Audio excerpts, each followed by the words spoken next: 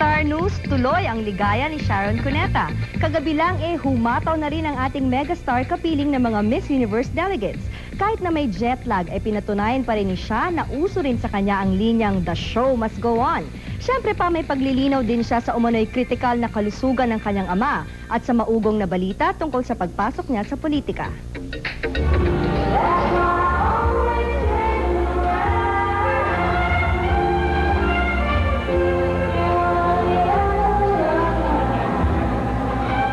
Sa likod ng kanyang awitin, pinapatunayan ni Sharon na kayang-kaya niyang harapin ang kanyang profesyon. Good evening. Good evening, delegate number 78. Sa ilan ba sila? Marami sila. Ako yung last. How was it like performing for the Miss Universe delegates? Oh, very exciting. I wasn't really feeling well, but of course when I entered, you know, all the excitement in the room and all these beautiful people around me. Ayun, gusto kong maging candidate sana, pero kailangan mo isang taon di ako kakain. Hindi na. Kasalubong din ni Sharon mula Hong Kong ang balita tungkol sa kanyang ama. I just arrived today. That's why it's very hectic. My parents are still there, and my dad's having the time of his life because it's like his favorite city, aside from Pasay. So there's no truth to that rumor, no? I think if something as dreadful as that, as unfortunate as that happened, I would kind of disappear and really sulk and be useless. Apparently, because I'm smiling. No, he's really fine.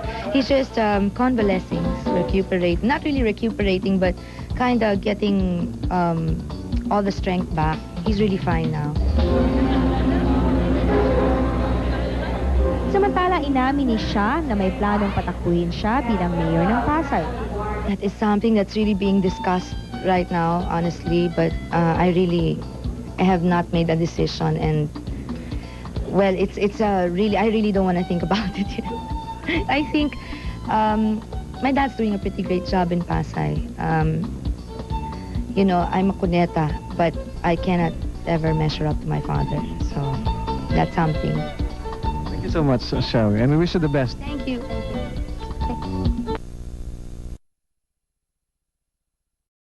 Paraw News, Miss Spain. 1994. Sino ang pinakamagandang babae sa balat ng lupa? Ikaw ang Miss Universe ng buhay ko. Sa balitang Miss Universe, puspusan ang paghahanda ng mga delegada para sa kanilang pre-taping presentation show sa linggo. Mainit din ang labanan para sa hihiranging Miss Photogenic. Samantala, pagkatapos ng opening ceremonies, nakatakda naman sa linggo ang presentation show at dress rehearsal ng Miss Universe delegates sa PICC Reception Hall. Itatampok sa pagtatanghal ang swimsuit at long gown parade. Ang pinakamahal na tickets ay may presyong 6,500 pesos at ang pinakamura naman ay 3,000 pesos. Bilang pagkilala sa kontribusyon nito sa tourism promotion development ng gobyerno, ang pagtatanghal ng Miss Universe sa Maynila ay tax-exempt batay sa panukala ni Mayor Alfredo Lim. Sa presentation ceremonies din ihahayag ang mga nagwagi bilang Miss Congeniality at Miss Photogenic.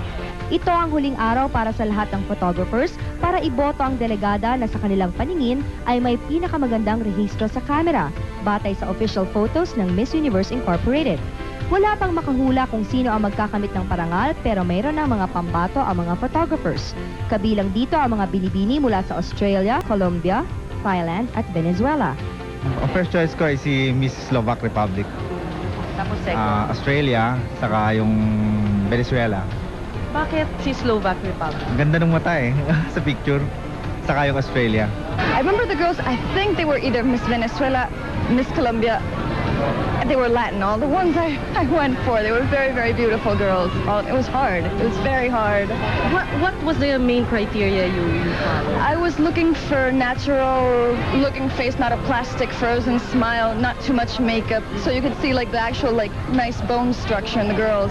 I don't know, that's what I was looking for. I rooted for number 65. She's very beautiful. Who is she? I think she's Miss Colombia. And second choice? Second choice, Miss Australia. And then I voted for... My third choice is... I think it was Miss Venezuela. Miss Australia. So when I saw her picture from the Miss Universe files, maganda yung projection niya eh. And also when we shoot our picture and you see Australia, I think she have a very good projection from all angles. And then your next choice? Next choice, Thailand. Very simple ang beauty niya. Nagmistulang selebrasyon ng United Nations Day kanina ang isa sa pinakatampok na tagpo sa Patimpalak. Pagkatapos ng pagod, sakit at tensyon, tila bumalik ang sigla ng mga delegates nang makita nila sa wakas ang kanilang mga kinakapatid na Pinay. Pero ilan sa mga delegates ay naging crying ladies dahil sa madamdaming tagpo. Tungayan po natin.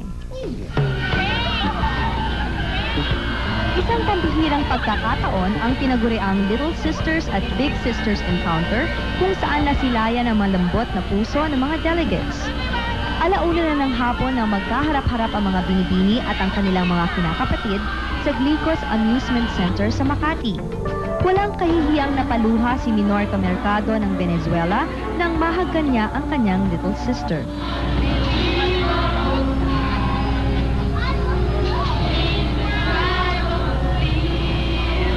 Pati na rin si Liliana Mina ng Paraguay.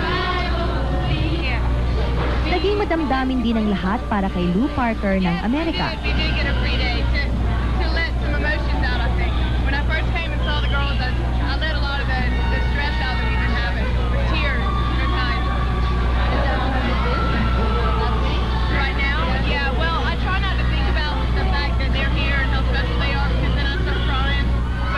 Lahat ng 100 batang babae na pinili ng Philippine Host Committee ay 4 na taong gulang at ang kanilang taas ay hindi humigit ng 40 pulgada. Para sa mapapalad na bata at sa kanilang big sisters, isang napakasayang hapon ang naganap. Kumpletos recados ang lahat para mapawi ang lahat ng tensyon at pagod ng Patimpalak. Di rin malilimutan ni Miss Russia Ina Zobova ang kanyang karanasan. I'm in love with her. She's so clever because she's speaking English better than me.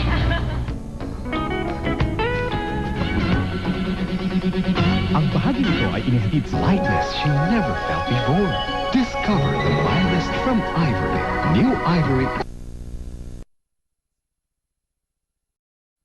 Make it much more enjoyable.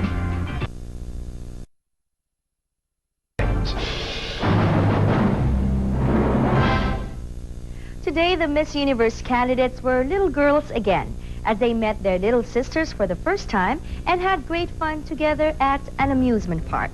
The event was dubbed Big and Little Sister Encounter.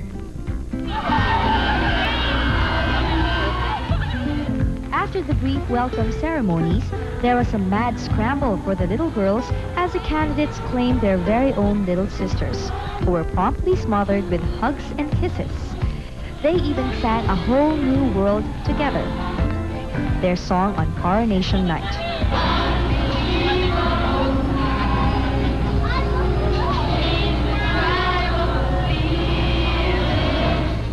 It was a touching moment and some beauties broke into tears like Miss Paraguay Liliana Mena, Miss Venezuela Minorca Mercado, and Miss Romania Mihela Sholachu. We did get a free day to let some emotions out, I think.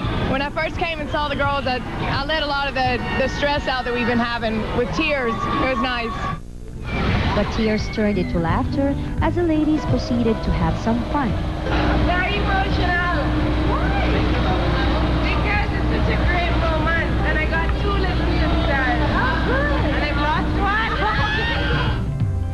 Are you having fun?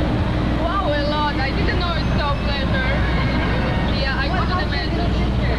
I'm in love with her. She's so clever because she's speaking English better than me.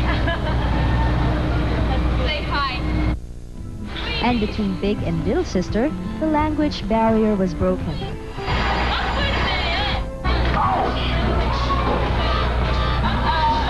You missed me. Diets were forgotten as the candidates headed for the ice cream cart. And before long, it seemed like they had known each other for a lifetime.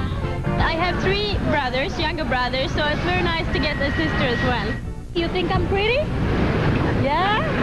She said she was gonna pray for me so I could do good in my pageant. Are you having fun? Yes. You like Miss Northern Marianas? Yes. I think I always have have a little child. I'm a child at heart sometimes because everybody needs that little childness in them too. I like her a lot. I think I'll take her home. This is the one thing I'll take home from the Philippines, okay? Is it alright? Can I take her home? Today was also the last day of voting for Miss Photogenic. Photographers cast their ballots with their 3 top choices. Votes were based on official photographs of the ladies taken by Miss Universe organizers. The winner will be proclaimed on presentation night this coming Sunday. Maaalis dito yung favorite mo eh. So pagdating doon sa picture, titingnan mo talaga kung sino maganda sa picture. It was hard. It was very hard. What was the main criteria you followed? I was looking for natural looking face, not a plastic frozen smile, not too much makeup, so you could see like the actual like nice bone structure in the girls. And their verdict? Ang first choice ko si Miss Venezuela. Second choice is Mrs. Spain. Tsaka third choice is Zimbabwe. Bakit si Venezuela? She looks good in the picture. And same with Mrs. Spain. Yung other candidates, although they look good personally, but in the picture they're not. First choice ko ay si Miss Slovak Republic. Tapos second. Australia, saka yung Venezuela. Bakit si Slovak Republic? Ang ganda ng mata eh, sa picture. Saka yung Australia.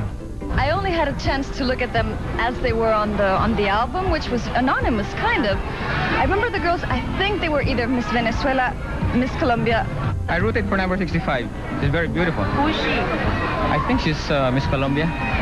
And second choice? Second choice, Miss Australia. And then I voted for... My third choice is... I think it was Miss Venezuela. For Miss Photogenic, si Miss Australia. So when I saw her picture from the Miss Universe files, maganda yung projection niya eh. And also when we shoot our picture, and see Australia, I think she have a very good projection from all angles. And then your next choice? Next choice, Thailand. Very simple ang beauty niya. Simple and regal. Now we meet some of the candidates, and they tell us their plans if they become Miss Universe. Susan Hart is from Nigeria. 18-year-old Susan is a graduate of physics and wants to take her master's abroad. Well, there's so many things I want to do. There's so many things I want to talk about. Like for one, kids. You could provide for somebody, give the person everything the person wants, but you have to make them feel they're like you're not better than them, they're like anybody else, and they're up to it. They can make it just like everybody. Nicola Brighty, 21, is from New Zealand. Aside from working as a part-time model and in television, she also wants to be a singer. Oh my goodness.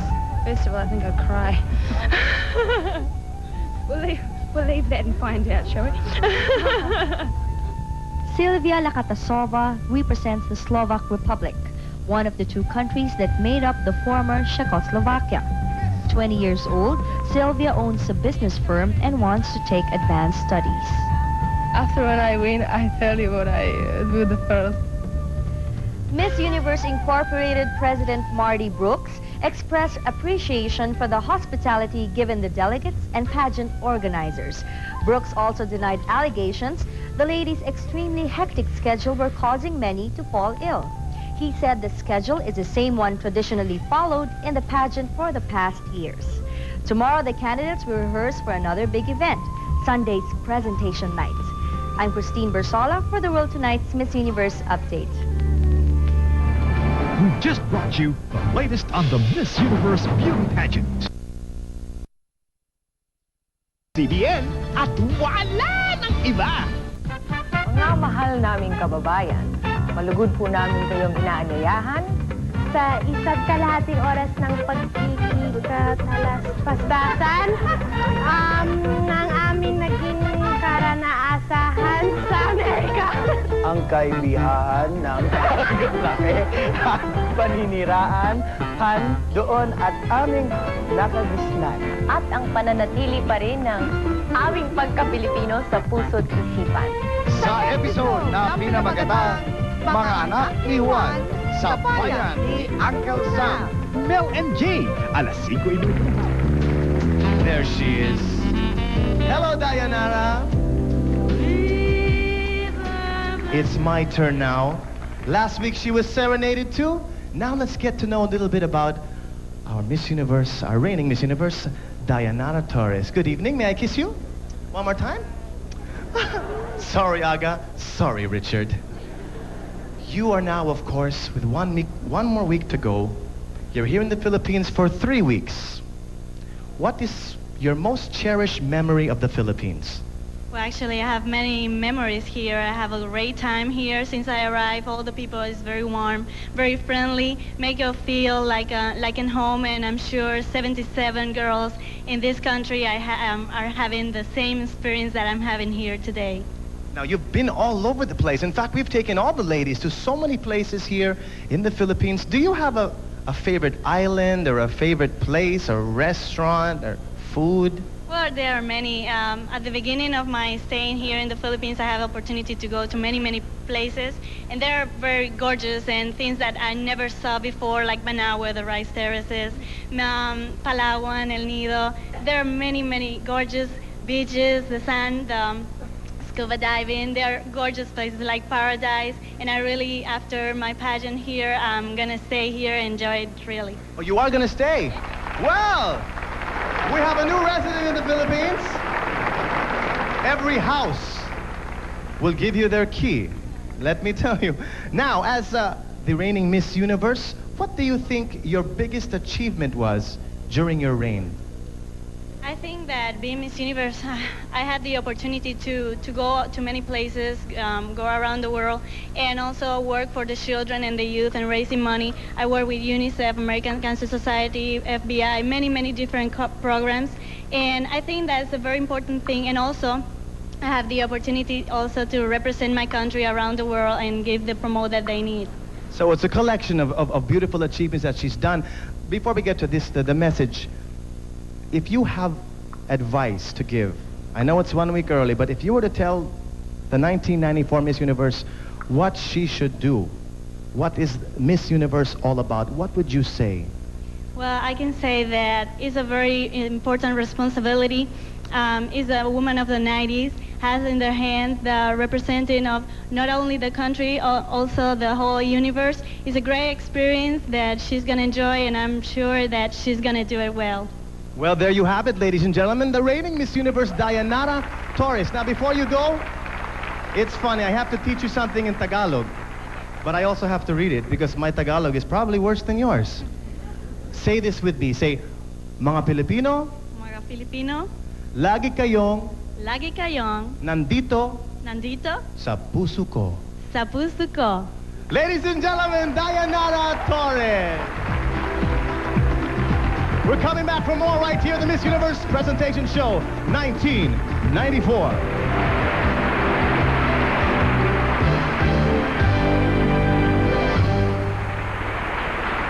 This Miss Universe Queen.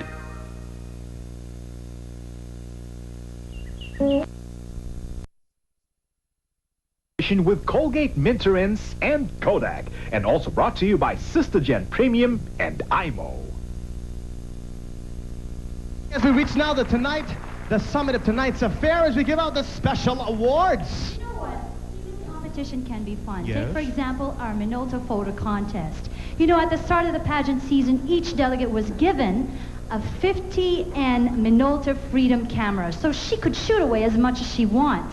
Then, of course, our photographers, our international photographers, then judge their pictures on composition and originality. And from their scores, of course, we get the Minolta Photo Contest winners. Yes, and I think the second runner-up brings home a pair of Minolta autofocus binoculars, which they will come in handy with all those tours. And then, come rain or shine, a Minolta Weathermatic camera with lens and kit for the first runner-up. Minolta also presents, of course, the Miss Photogenic Award, as selected by our local and international photographers. That's right. Also, don't forget that a Minolta 700 SI autofocus camera for the top prize of the photo contest winner. So, shall we? As I was saying, the Miss Photogenic Award will go to the girl who could actually give us a camera-friendliest face. So that look and her smile can actually win her $1,000. Wow, $1,000. And now, who's behind me? No, we're about to reveal who among the lovely ladies will be the photogenic girl. The photogenic award goes to Minolta's Miss Photogenic. Miss Photogenic Award. The 1994 Minolta Miss Photogenic is Miss Venezuela, Minorca Mercado. Presenting the award to is Mr. Marty Brooks, President of Miss Universe Incorporated. Congratulations to Miss Venezuela.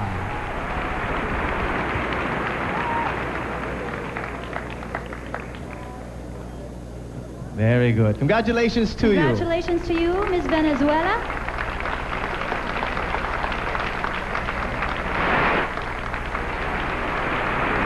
The Minolta Photo Contest draws to a close as we announce the second runner-up. Here it is. The Minolta Photo Contest second runner-up is Miss Taiwan, Republic of China, Joanna Wu. Presenting the award is Gail Rosenblum, Vice President for Business and Legal Affairs of Miss Universe Incorporated. Congratulations to Miss Taiwan, Republic of China. Now you can stand by your work of art. That's beautiful. We shall see it in a while. Oh, there it is. Now I'm sure everyone is excited for the announcement of this year's Minolta's Photo Contest first runner-up award. We won't keep you waiting. Here we go. And our first runner-up is Miss Spain, Raquel Rodriguez. Miss Spain. And to present the award for the first runner-up, once again, Miss Gail Rosenblum. Congratulations, Miss Spain. Who among the delegates gets the Minolta Photo Shoot Contest Award? Let's see, who gets the award? The top prize in the Minolta Photo Contest is Gida Anderson, Miss Denmark. Presenting the award. The award for Miss Minolta Photo Shoot Contest is once again Miss Gail Rosenblum. Congratulations to Miss Denmark.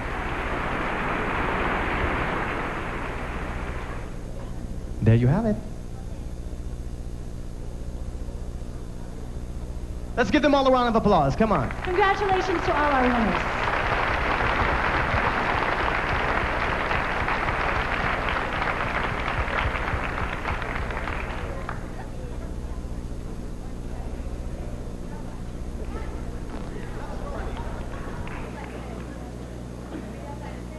This Miss Universe 1994. And to continue our special awards, it's the delegates' turn to vote when they elect Miss Congeniality. Now, the girl with the most engaging energy and enthusiasm, Miss Congeniality, will win $1,000, not to mention 76 friends. I think that's the best. Next is a special Philippine Institutional Award. The Philippine Airlines Ambassador to the World goes to the lady who exudes charm, vibrance, and adventurous spirit, an embodiment of an airline on the wings of change.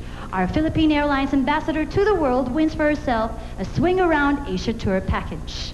And there's also the Miss Kodak Smile to the Miss Universe delegate who captures a true Kodak moment, a face that brightens our night, and a smile as pretty as a picture, and a personality that exudes charm and confidence. Miss Kodak Smile gets a Kodak Photo CD player. Okay. Are you ready? The truly touching. The very touching moment among the delegates, the Miss Congeniality Award. Miss Congeniality is Miss Namibia, Barbara Presenting the award for Miss Congeniality is Mr. Martin Kip, the President for Production of the Miss Universe Incorporated. Congratulations, Miss Namibia!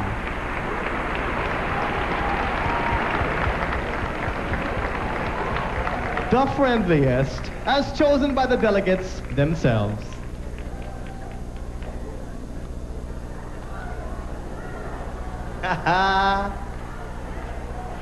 Our next winner will soon fly high on the wings of change. Philippine Airlines Ambassador to the World Award. Our Philippine Airlines Ambassador to the World is Miss Denmark, Gida Anderson. And to present the award for Philippine Airlines Ambassador to the World are Mr. Emilio Yu, Vice President of Sales, Philippine Airlines, and Manolo Aquino, Senior Vice President for Procurement of Philippine Airlines. congratulations to Miss Denmark. Let's hear it for her. Come on. Anywhere in Asia. And for our last award,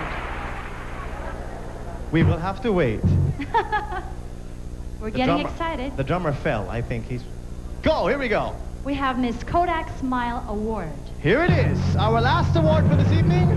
This year's Miss Kodak Smile goes to Aria Chumsai, Miss Thailand. And to present the award in the true Kodak moment is Mr. Romy Serrano, President of Kodak Philippines. Congratulations, Miss Thailand. There she is. Give them a round of applause. Congratulations to all The our Kodak winners. smile. Such a Kodak moment. Congratulations to all the winners, ladies and gentlemen. This concludes the Miss Universe Presentation Show 1994. But before we end this night, we would like to thank, of course, Panji and Gretchen for joining us this evening. And also, we'd like to, are they here? Thank you to Gretchen and Panji, wherever you are. And to all of you, to all the 77 delegates here. We wish you all the luck, and may you always remember the smiles of the Philippine Islands. Thank you. And this will be the last time that we will see all of you. From all of us here, we thank you so much for your smiles, your beauty. God bless you. More power, good luck to all of you. Here's Gretchen and Panji. On Saturday, everybody awake. Who will be Miss Universe 1994? That's right. Once again, congratulations to all the winners. We'll see you next week. From all of us here at ABS-CBN, mabuhay and God bless you all.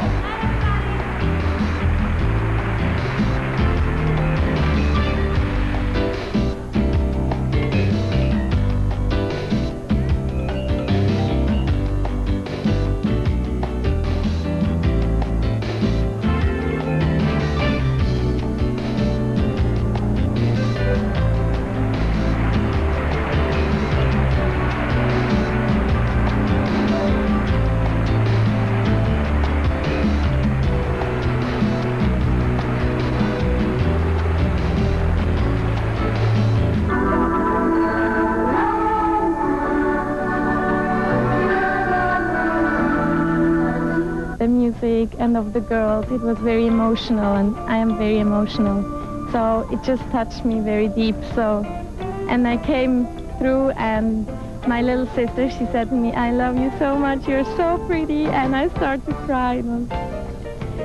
That was, what's her name again? The name of my little sister, Sabrina. Yes, and she's so lovely, she's very cute. Puno ng tensyon ang lahat 5 araw bago mapili ang bagong Miss Universe, pero sa karamihan ng delegates, malaking konsuelo ang pakikisa nila sa kanilang mga kinakapatid.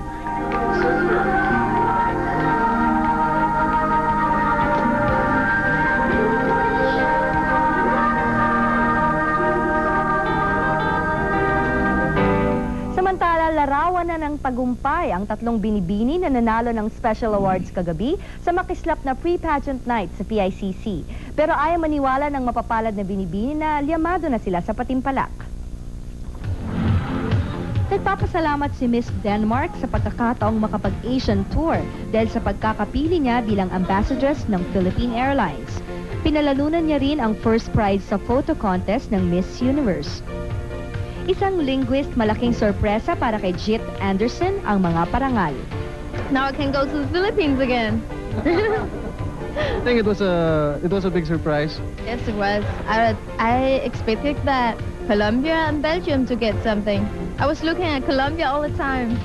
Hinuhulaan na si Minorca Mercado ng Venezuela ang puputungan ng corona, pero sapat na niya ngayon ang Miss Photogenic title. ¿Eres usted el trofeo Miss Photogenic? No lo esperaba, pero realmente para mí es una gran emoción. Le doy gracias a todos los periodistas que me escogieron como mi fotogénica. Además, para mí es un gran estímulo. Miss Universe Update. The Miss Universe pageant enters its final phase as the one-on-one interviews with the judges began today. The candidates' interviews with the 8-man panel of judges is crucial. It will comprise 1/3 of their total score in the competition. Last night's 3 winners are ecstatic over their awards. Miss Photogenic, 22-year-old Miss Venezuela, Minorca Mercado is a heavy favorite to win the crown. ¿Eres usted el trofeo Miss Photogenic? No lo esperaba, pero realmente para mí es una gran emoción. Le doy gracias a todos los periodistas que me escogieron como Miss Photogénica.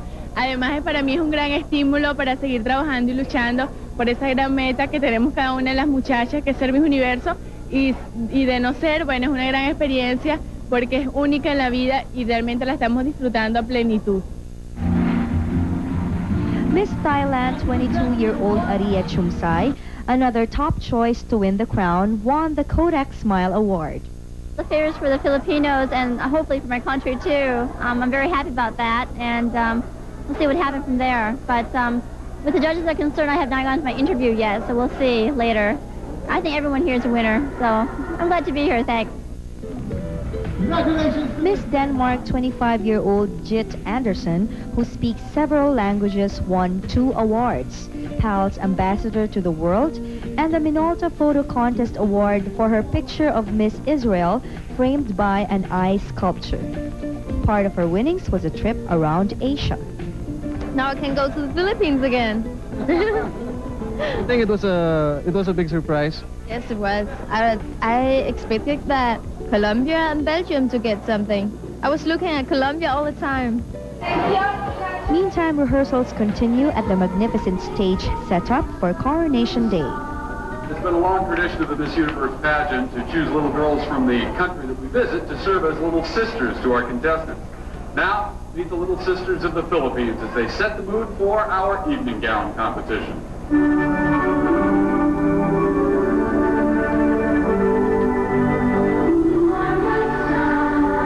Candidates rehearsed the evening gown competition with their little sisters just in case they land in the Magic 10. It was another emotional encounter as the little sisters serenaded the beauties with "You Are My Star." I started to cry because, you know, of the music and of the girls. It was very emotional, and I am very emotional. So it just touched me very deep. And I came through, and my little sister, she said to me, "I love you so much, you're so pretty," and I started to cry. Tomorrow, the candidates continue their rehearsals at the PICC reception hall, as well as their individual interviews with the judges.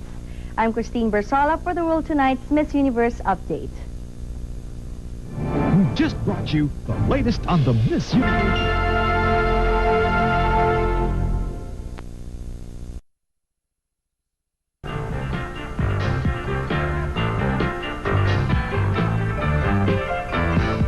The spirit of the Miss Universe beauty pageant goes on the rise as the competition completes its hectic yet exciting 3rd week.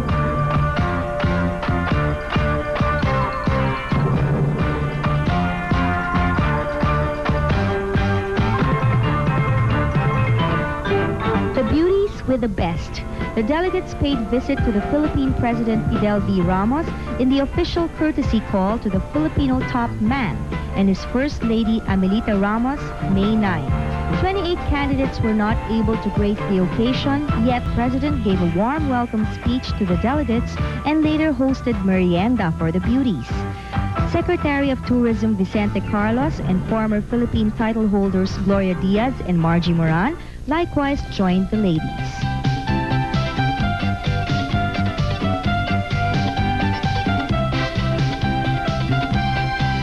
The beauties once again went for charity on May 10th, as the delegates' national gifts were opened for auction at the Westin Philippine Plaza. A soccer ball signed by U.S. World Cup team members, brought by Miss USA Lou Parker, got the top bid of 76,000 pesos. 5 paintings, each a collaboration of top Filipino painter E.R. Tagle and reigning Miss Universe Diana La Torres, were sold for a total of 190,000 pesos. Close to 500,000 pesos was raised, part of which will go to the Josefa Bella Foundation.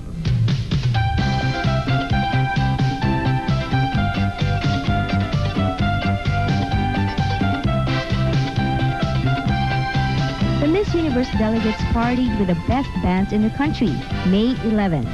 The Dawn, Alamid, and True Faith took turns in rocking the night away as the beauties turned the evening into one galactic party.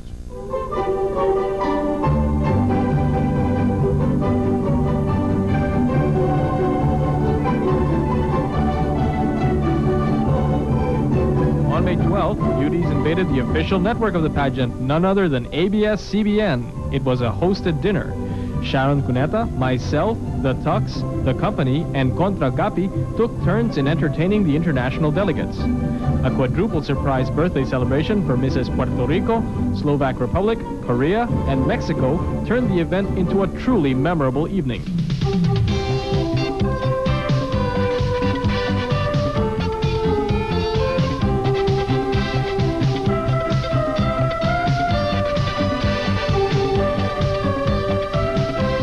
Friday the 13th proved not to be unlucky for the candidates when they met their little sisters for the very first time. Licos turned into one giant playground for the beauties and their little Filipina counterparts.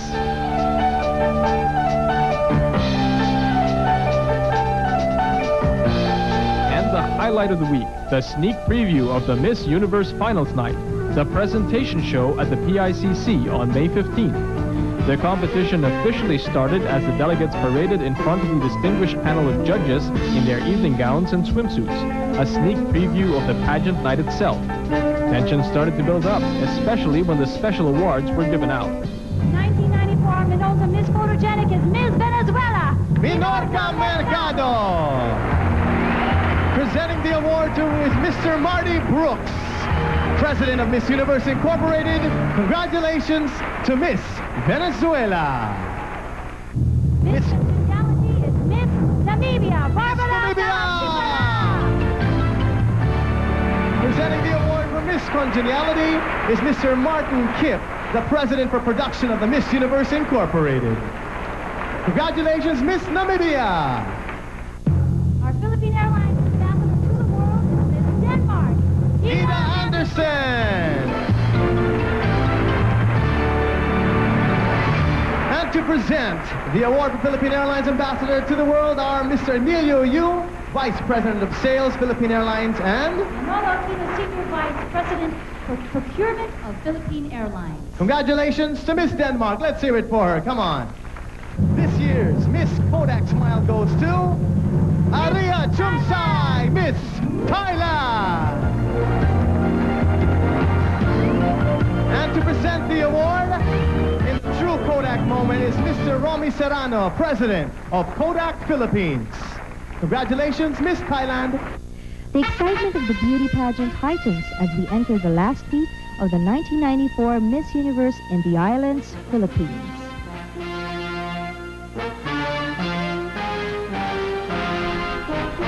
Good evening, Philippines, and welcome to the third week of the ABS-CBN coverage of the Miss Universe 1994 Islands, Philippines.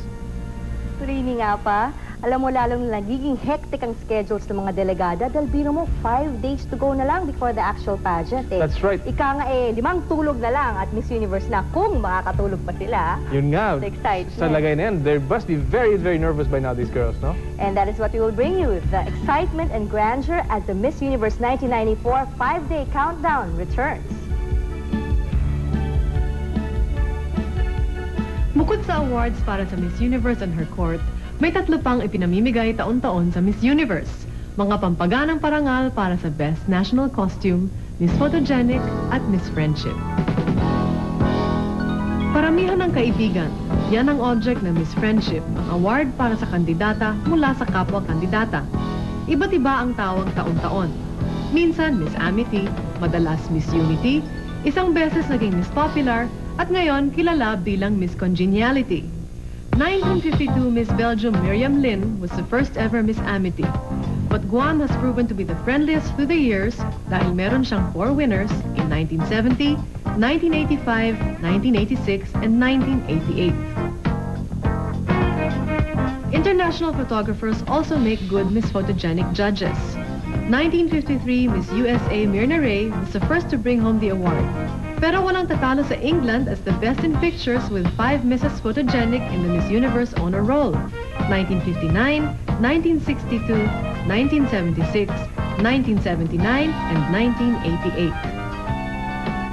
Sa Best National Costume naman, ang 1962 Miss Israel Judith Mazur-Runick ang nanguna, pero ang Brazil at Colombia ay may all-time high with 4 Best National Costumes each.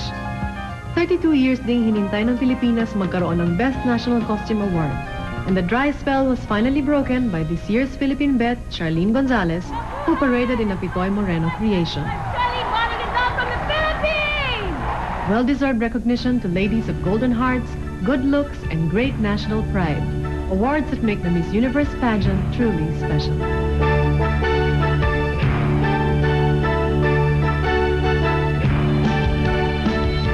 This Miss Universe 1994 special is presented by New Ivory Ultra Mild Shampoo and Conditioner, Philippine Airlines, Carnation Non-Fat, and Whisper.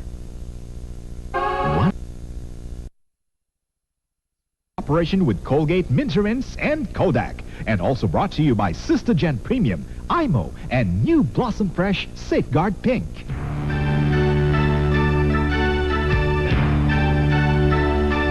Alam ba ninyong kahit nasa pageant proper na ang isang delegate, ay pwede pa itong pauwiin if she does not meet the proper requirements? In 1967, Elnam Warwar of Jamaica was sent home because she could not present proofs that she won in a local competition which makes her eligible to represent her country.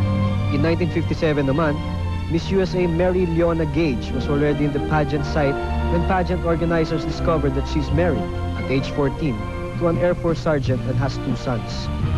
After this incident, saka lang inilagay ang requirement na hindi pwede ang mga babaeng may asawa sa pageant.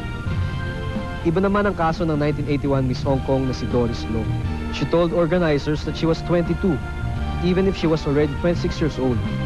Kaya kahit nasa 18 to 28 age limit pa rin siya, the fact that she falsified her documents made her unworthy of a spot in the pageant. Minalas lang si Miss Hong Kong. Dahil alam niyo bang may 2 Miss Universe title holders who were 70 years old when they won? Christian Martel, Miss Universe of 1953, was discovered to be 17 years old 3 months before she ended her reign, which means 16 lang siya nung sumali sa pageant. Gladys Sender, Miss Universe 1957, on the other hand, was discovered to be 17 years and 10 months old 2 days after she won. But she was not disqualified since she was technically 18 in her hometown, Peru. Controversial casualties of pageant rules. Interesting sidelights to a prestigious competition.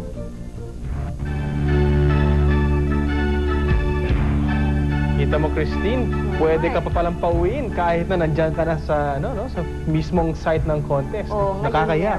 You never really know, no? Pero I'm sure naman, Apa, all the 77 delegates to the 1994 Miss Universe met all the requirements. Kaya I'm sure tuloy na ang competition of all nations, pero kinakabahan na siguro sila, no? Hindi lang sila ang kinakabahan. As a matter of fact, there's 100 very small, very little Filipino girls who are feeling just as nervous right now. Alam ko na yan. Yan yung Little Sisters. And I'm sure kinakabahan sila because most of them are appearing on television for the first time at worldwide telecast pa. That's right. In fact, the Little Sisters are not just miniature versions of the Miss Universe delegates. They are symbols of the commitment of the Miss Universe Incorporated to the welfare of children. Let's get to know a little bit about the reasons behind the Little Sisters and maybe a little bit of the history of the 1994 search for the 100 young Filipina girls. For 42 years now, the Miss Universe pageant has not only successfully promoted goodwill throughout the world, it has also championed the cause of children worldwide. It was on July 29, 1964 when the pageant first manifested this concern with the first ever Little Miss Universe in Miami Beach, Florida. Using the same criteria as the main pageant, Little Miss Jamaica Elham Finney bested scores of little girls aged 5 to 10 years old from as far as Korea and became the first and only Little Miss Universe. And from Jamaica, West Indies, Elham Finney, Little Miss Universe. Thank heaven for little girls. Such a pity that the Little Miss Universe from Jamaica never relinquished her crown to her successor, because the Little Miss Universe pageant never saw its second year. But the children were not forgotten. 19 years later, adorable young girls graced the Miss Universe center stage once more, as 80 American girls shared the limelight with the 1983 Miss Universe delegates and became the first ever Little Sisters of the Miss Universe.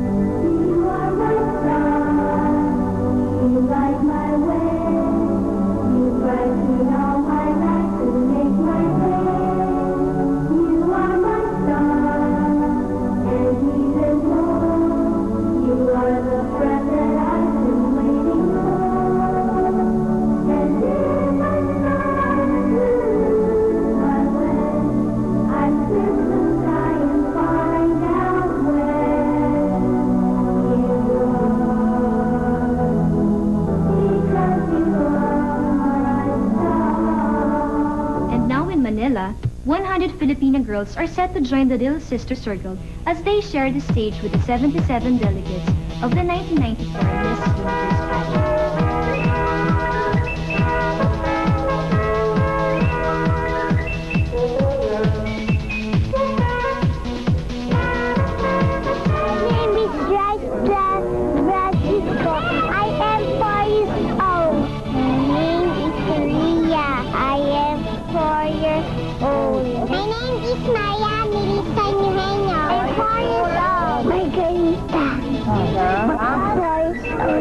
My name is Maria Camila Guevara. I want to be Miss Universe when I grow up. They should be at least 4 years old, that they should not exceed 40 inches, and they should have a pleasing personality. They are able to conduct themselves well, and they can behave and be able to follow instructions. And another criterion was for them to be able to speak and understand English. They have to be able to sing a little bit. They don't have to sing perfectly, just enough so that everyone knows that they are singing.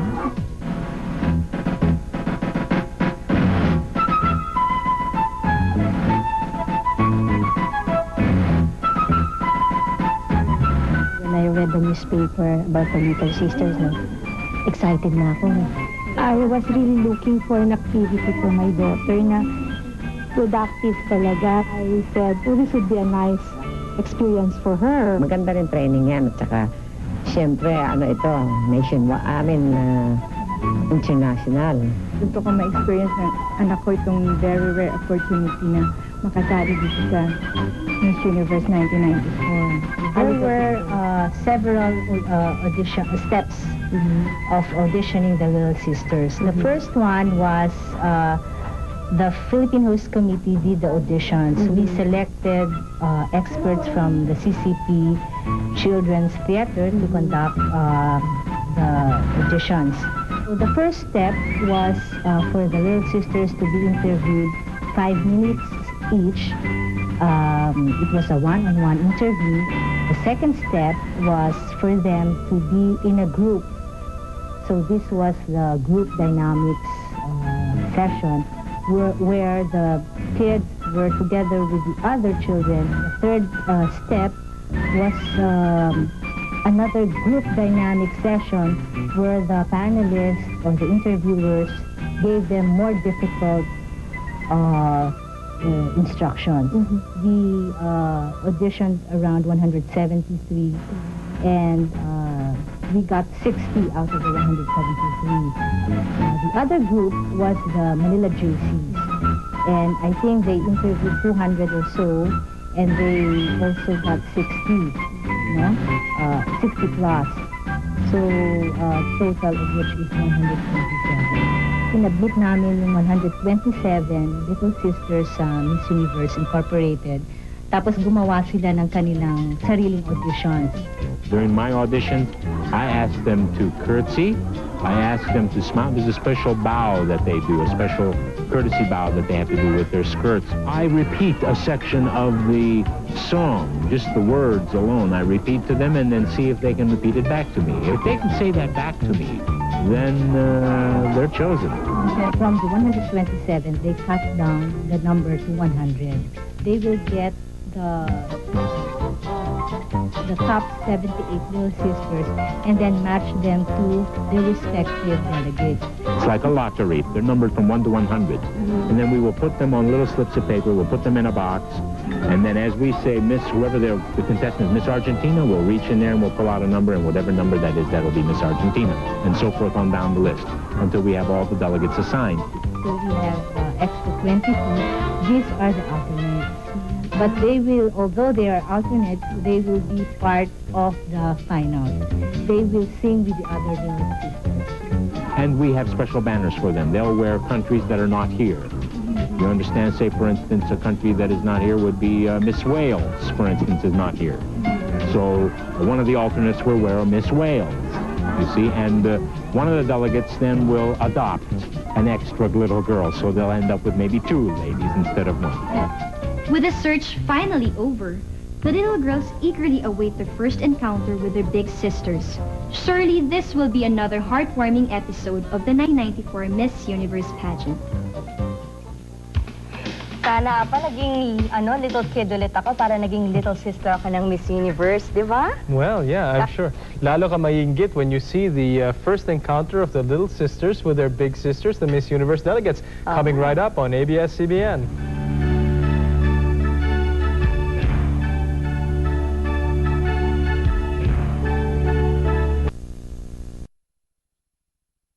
Nescafe Cappuccino and PLDT.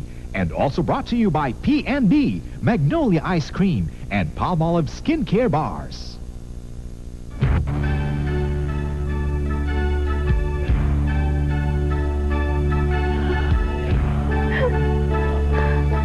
You know, this year's little sisters of the Miss Universe pageant are undergoing very rigid rehearsals and have been doing that since April. And just think, they're only 4 years old. This must be a lot of work for them. Ibig mo sabihin, Apa, kung hectic ang schedule ng mga Miss Universe delegates, ay ganun din sa mga little sisters? Kaya lang, sa little sisters, may fun naman na involved, di ba? Di ba?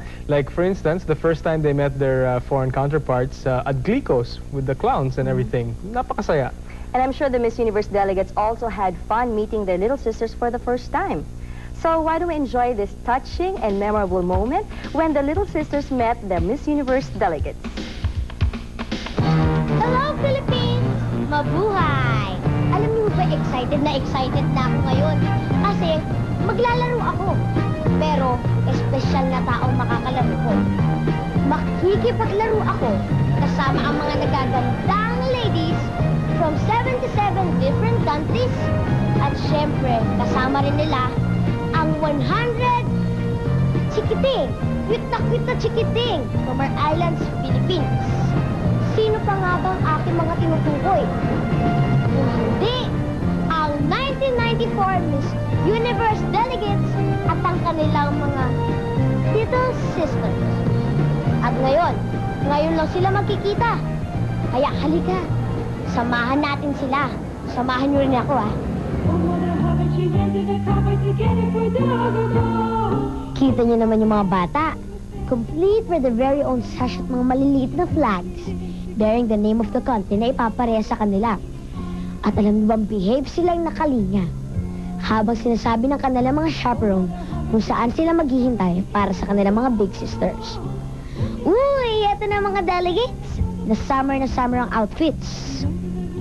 Hinahanap agad nila ang kanilang mga little partners sa masaya naman nag-wave ng kanilang mga flaglets. Ayan, kumpleto na. Ready na sila magkakilala. At the count of 5, hanap na ng partners, ha? Okay, ready? 5, 4, 3, 2, 1! You are my star, you light my way, you brighten all my nights and make my day. You are my star, and even more, you are the friend that I've been waiting for. Nakakaiyak talaga, no? Kasi hindi mapigil ng ating mga 1994 Miss Universe delegates sa kanilang tears of joy na talagang nakakatouch ang pag-meet nila ng kanilang mga little sisters. Pero ngayon, kakilala na sila, pwede na tayo maglaro! Yay! My game has lost her shoe. My master's lost his fiddling stick and doesn't know what to do. Cock-a-doodle-doo, what is my game to do? The master finds his fiddling stick, she'll dance without her shoe. Sa dami ng rides, naku po, nakakalito kung saan una sasakay. After ng roller coaster, ng bumper boats, at ng bus ride, doon naman sa arcade na ang daming video games. At may mini golf course pa. Oops! Hole-in-one! Galing! Nakakagutom, oh. Eating time naman. Sarap ng hot dogs, burgers, fries, spaghetti, at syempre, ice cream. Enjoy na enjoy talaga ako sa mga rides. At busog na busog ako dahil sa yummy ng mga pagkain dito. Alam nyo ba? Vibes na vibes talaga ang little girls sa kanilang mga big sisters.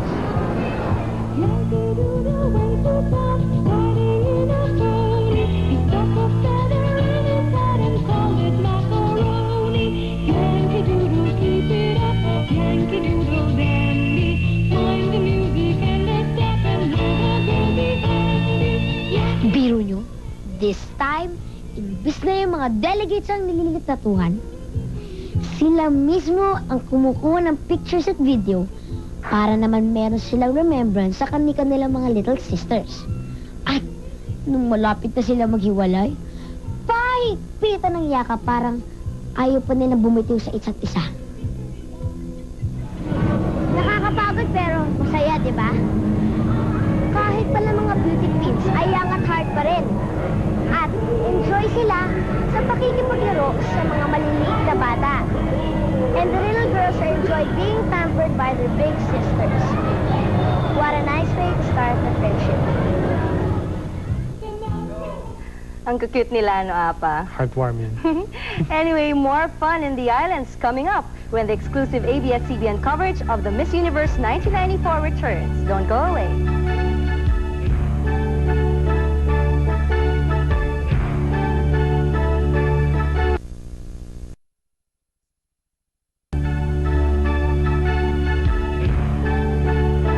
You're back with a 5-day countdown, the official ABS-CBN coverage of the 1994 Miss Universe Islands, Philippines. Yes, Apa, and 5 days from now, the Miss Universe 1994 will finally be crowned. Sino nga kaya, no, Apa?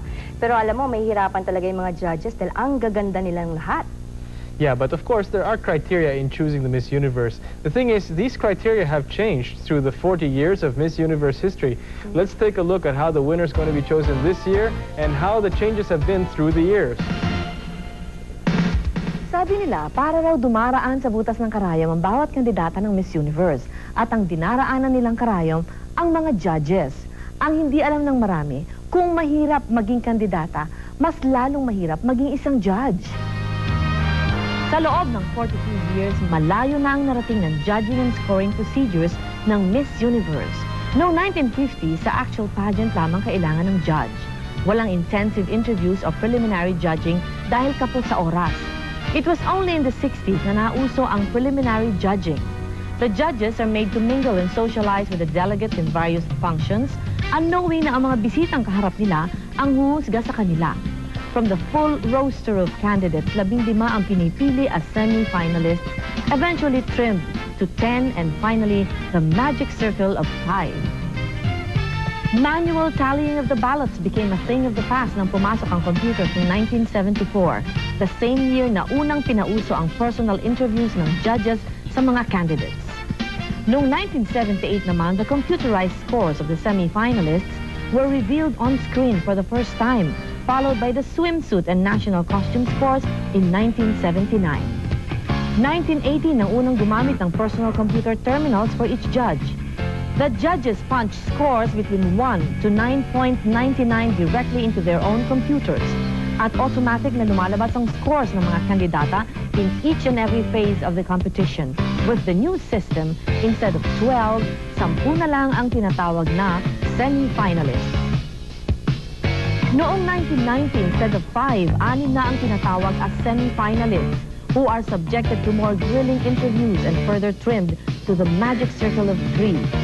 Burado lahat ng previous scores as the girls are made to answer a common question one by one habang nasa isolation booth ang dalawa para hindi sila magkopyahan ng mga sagot. The judges then punch in the numbers 1 to 3 into the computer signifying their preferred ranking of the finalists, and in a few seconds, alam na ng buong mundo kung sino ang bagong Miss Universe. Oh, high-tech, di ba?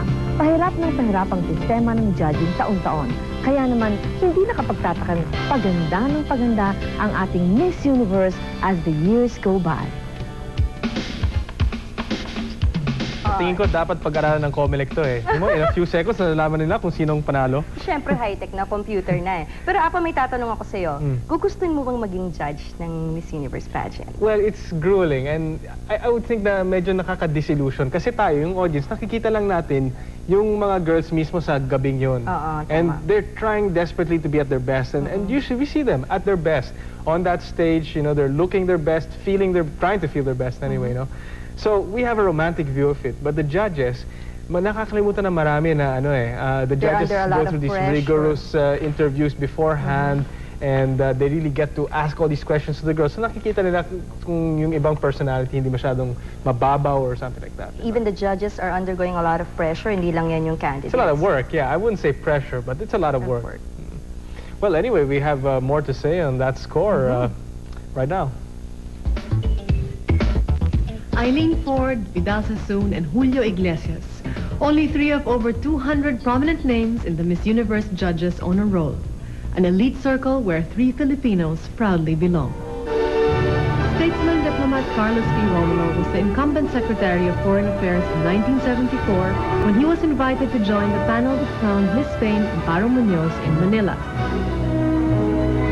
International fashion play Josie Cruz Latorre, US-based proprietor of the Latorre Beauty Products line, flew all the way to Cancun, Mexico to proclaim 1989 Miss Holland Angela Visser as Miss Universe. And lastly, Asia's pop diva Kula Desma, one of 9 judges of the 1991 Las Vegas pageant that hailed Miss Mexico Lupita Jones as the world's prettiest. A 4th Filipino, Dr. Emilio Yap of the Manila Bulletin, joins this elite circle as the lone judge from the host country for the 1994 Miss Universe. Another pageant milestone for the land of Mabuhay, Islands, Philippines.